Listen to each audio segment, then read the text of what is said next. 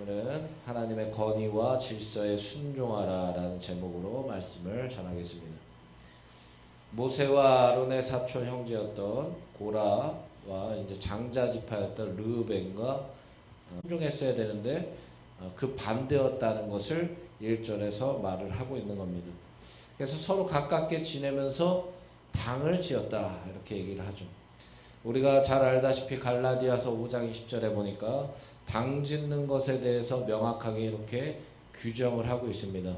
성경은 이 당 짓는 것은 성령을 거스르는 육체의 욕심을 따르는 잘못된 행위다라고 확실히 규정을 하고 있습니다.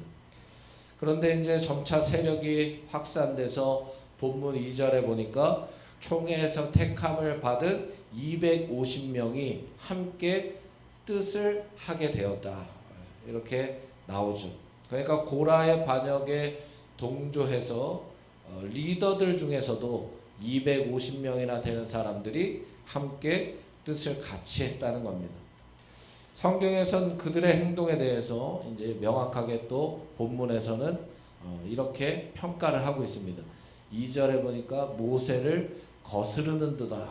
모세를 거스른다는 거죠. 그 3절에도 보니까 그들이 모여서 모세와 아론을 거슬렀다.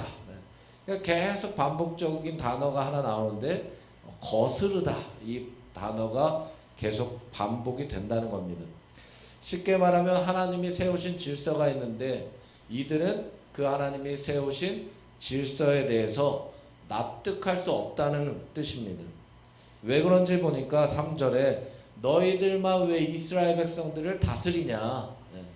우리도 거룩한데 왜 너희들만 다스리려고 하냐.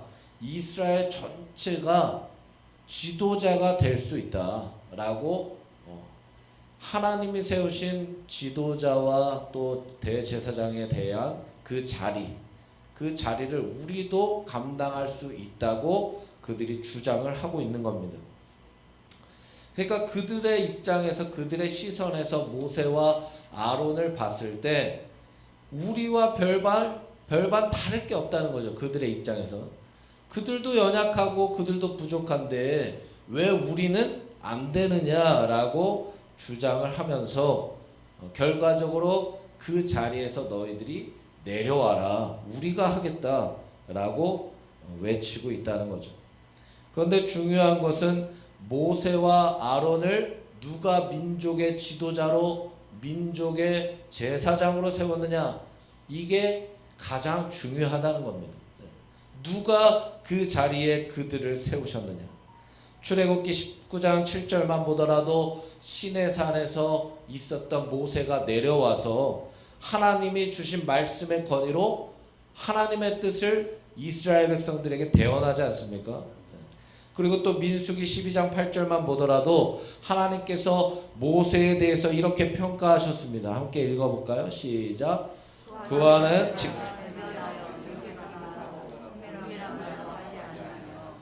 그는 또 여호와의 형상을 왜 너희가 내 종 모세를 비방하는 것을 두려워하지 않느냐. 그러니까 하나님께서 내가 모세와는 직접 대면하고 명백히 그에게 말도 하고 감추는 말로 하지 않는다. 그는 또 내 형상을 보고 왜 너희가 내 종 모세를 비방하는 것을 두려워하지 않느냐. 중요한 단어가 뭐예요? 내 종 모세다. 하나님께서 하나님의 권위를 모세에게 위임하면서 이 모세는 내 종으로 내가 세웠다고 말씀을 하고 계시죠. 즉 모세와 아론을 거스르는 것은 하나님의 권위에 도전하는 것과 똑같다는 말씀을 하나님이 하셨다는 겁니다.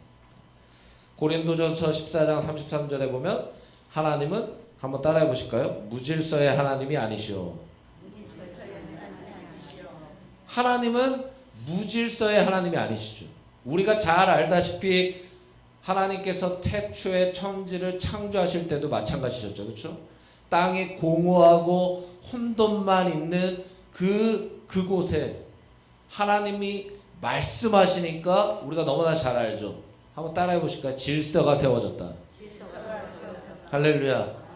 하나님의 말씀이 들어가니까 질서가 세워지는 거예요. 하나님은 무질서의 하나님이 아니세요. 이 교회도 마찬가지 아닙니까? 누가 머리 되세요? 예수 그리스도가 교회의 머리입니다. 교회는 그 주님의 몸이라고 그랬어요. 몸. 그러니까 주님이 주인 되시는 교회, 이 교회가 주님의 몸이에요. 그렇다면 주님은 분명히 무질서의 하나님이 아니라고 하셨어요. 할렐루야. 그러니까 주님의 말씀이 들어가는 곳은 질서가 생기는 겁니다. 우리도 마찬가지예요. 하나님께서 이스라엘 백성들에게 원했던 것이 무엇일까요? 출애굽기 19장 5절에 보니까 너희가 내 말을 잘 듣고 내 언약을 지키면, 이런 전제 조건을 이스라엘 백성들에게 붙이셨다는 거예요.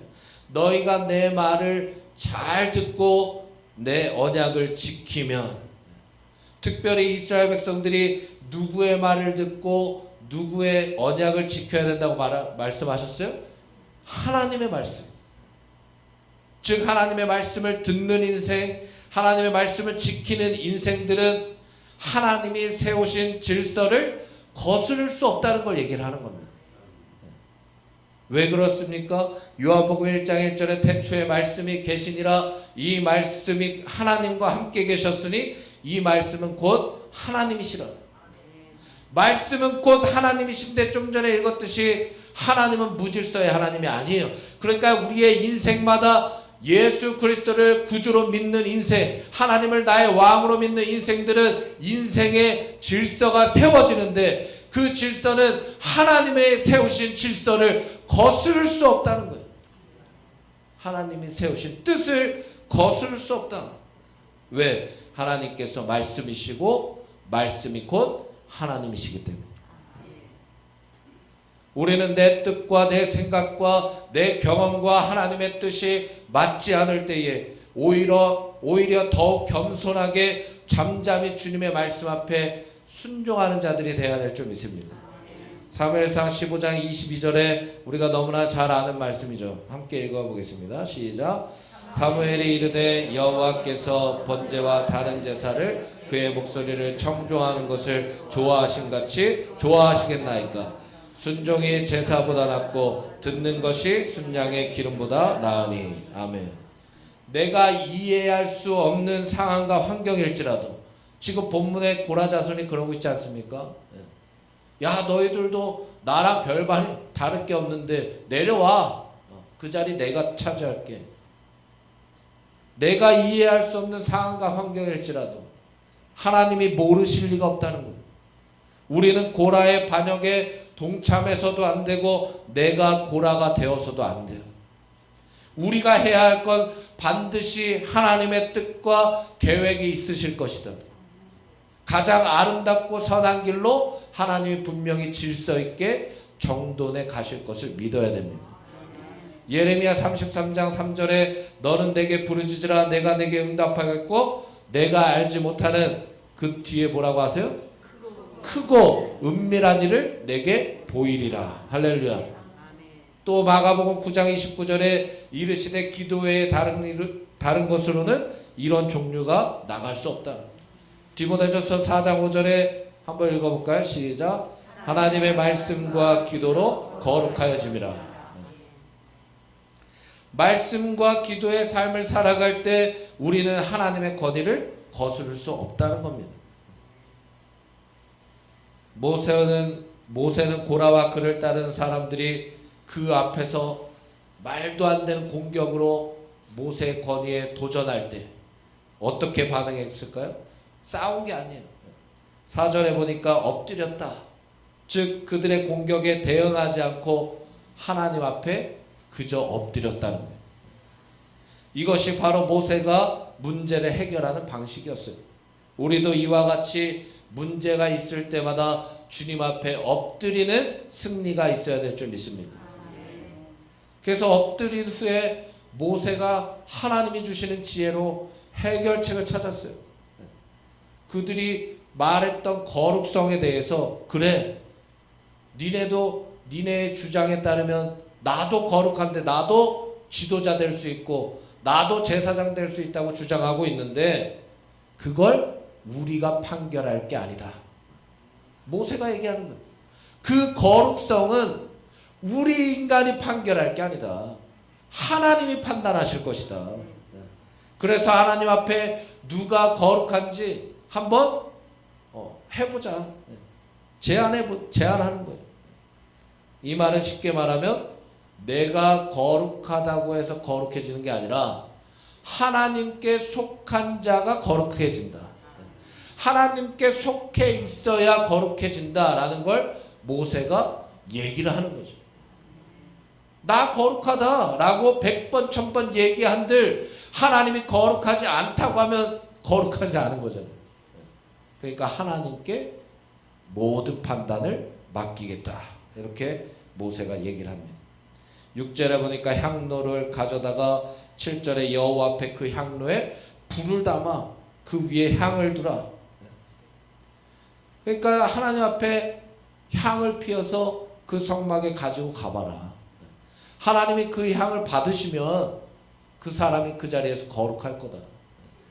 근데 우리가 잘 알다시피 나답과 아비후가 하나님의 신적 권위를 이임받지도 않았고 또 하나님께 속하지도 않았어요.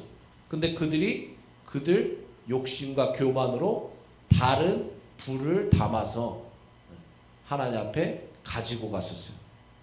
그래서 어떻게 됩니까? 레위기 10장 1절 2절 한번 읽어보겠습니다. 시작. 아론의 아들 나답과 아비후가 각기 향로를 가져다가 여호와께서 명령하시지 아니하신 다른 불을 담아 여호와 앞에 분향하였더니 불이 여호와 앞에서 나와 그들을 삼킴에 그들이 여호와 앞에서 죽은지라. 그러니까 그들이 다른 불을 담아서 하나님 앞에 가져간 거예요. 아, 나도 거룩하다. 그렇게 외쳤던 고라 자손과 뭐 별반 다른 게 없죠. 그러니까 자신감 있게 하나님 앞에 갔다가 하나님이 그들을 죽이셨어요. 그러니까 판단하실 분은 하나님이시다. 심판하실 분은 하나님이시라는 거예요. 즉 모세는 기도 후에도 확신이 있었어요. 믿음이 있었어요. 하나님께서 반드시 일하실 것임을 믿고 하나님이 판단하시도록 순종한 겁니다. 그래서 우리도 모든 판단은 주님께 맡겨야 됩니다. 주님이 심판하시는 거예요. 우리가 심판자가 아니에요. 우리는 그저 말씀과 기도의 거룩한 삶을 살아갈 뿐입니다. 그럼 하나님이 일하시는 겁니다. 모세는 그러면서도 그 자리에 있던 레위 자손에게 확실히 얘기합니다. 많은 레위인들이 그 반역에 동조했다는 걸 볼 수가 있죠. 즉 하나님의 성막과 관련되어 구별하여 맡겨주신 거룩한 사역의 봉사들을 레위 자손들이 감당하고 있었는데 그 레위 자손들에게 외치는 거예요. 하나님이 너에게 맡겨주신 사역들이 얼마나 귀하고 값지고 중요한데 그것을 망각하고 그것을 이렇게 가볍게 여기고 말도 안 되는 일에 동참하고 있느냐. 하나님이 너희에게 맡겨주신 이 사역이 얼마나 값지고 귀한 것인데 오늘날 따지면 이 교회의 몸된 주님의 몸된 교회의 사역들 하나하나 다 맡고 계시지 않습니까? 그 맡겨주신 사역이 하나님이 맡겨주신 사역이고 얼마나 가치 있고 아름다운 사역들인데 그 사역을 그렇게 가볍게 여기면서 어떻게 하나님이 맡겨주시지 않은 것까지 욕심을 부리면서 내가 주인 되려고 하느냐. 이렇게 모세가 혼내고 있는 거예요. 그러니까 하나님이 맡기시지 않은 제사장의 직분까지도 그들이 교만과 욕심으로 정욕으로 헛되게 구하려고 하고 있는 걸 모세가 알고 있었다는 거예요. 그래서 강하게 책망을 하는 겁니다. 11절에 그들이 여호와를 거스른다. 이렇게 얘기하고 있지 않습니까? 근데 더 나아가서 어떤 일들이 일어나냐? 12절에 보니까 이제 이들이 모세의 말도 듣지 않는 거예요. 다단과 아비람을 부르러 갔다 이렇게 나오는데 그러니까 그 자리에 모세가 얘기하고 있을 때 이들이 그 자리를 이탈한 것처럼 나오죠. 그렇죠? 말 안 듣고 그냥 가는 거죠. 그 자리를 이탈하는 거예요. 그래서 다시 그들을 부르러 갔지만 그들이 모세의 말에 단호히 거절을 합니다. 다시 부르러 와라. 이 얘기를 들어라. 근데 그들이 모세의 말을 이제 안 듣는 거예요. 그러면서 그들은 또 모세와 아론에게 비난합니다. 왜 이 광야에서 우리를 죽이려고 하냐. 너무나 반복적인 원망이죠. 그렇죠? 또 동일한 내용의 비난 아닙니까?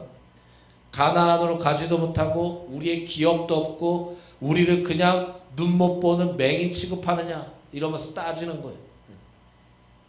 즉 그들은 결국 자신들의 육적인 필요가 우선이었다.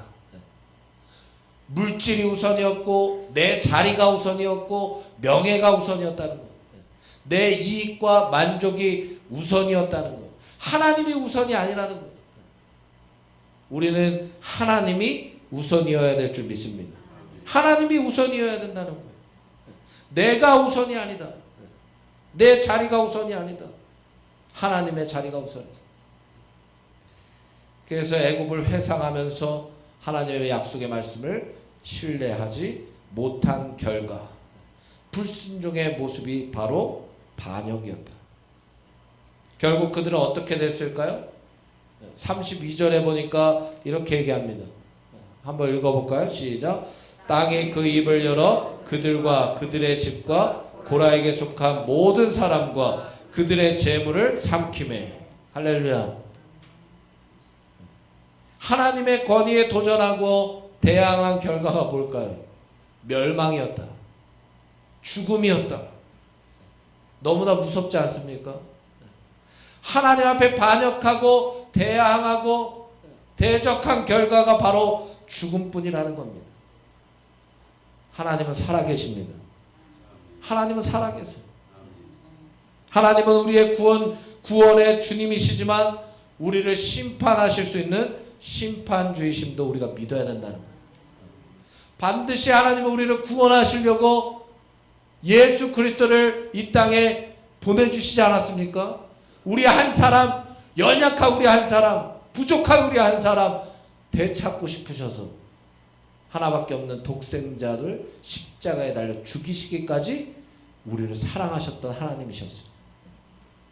그러나 또한 주님은 죄에 대해서 하나님을 인정하고 믿지 않는 자들에 대해서 심판하실 수 있는 심판주의시기도 합니다.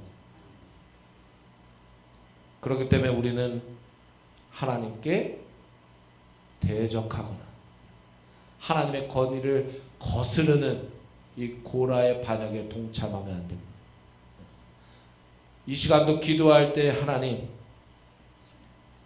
더러운 악한 모임에 동조하지 않고 하나님을 대적하는 그 어떠한 것에도 함께하지 않고 주님의 영광을 나타내는 모임에 말씀과 기도로 합력하여 선을 이룰 수 있도록 하나님 도와주시옵소서. 오직 말씀과 기도로 주님의 권위를 거스르지 않고 끝까지 순종하는 자가 되도록 도와주시옵소서. 이렇게 오늘 기도하는 우리가 되어야 될 줄 믿습니다.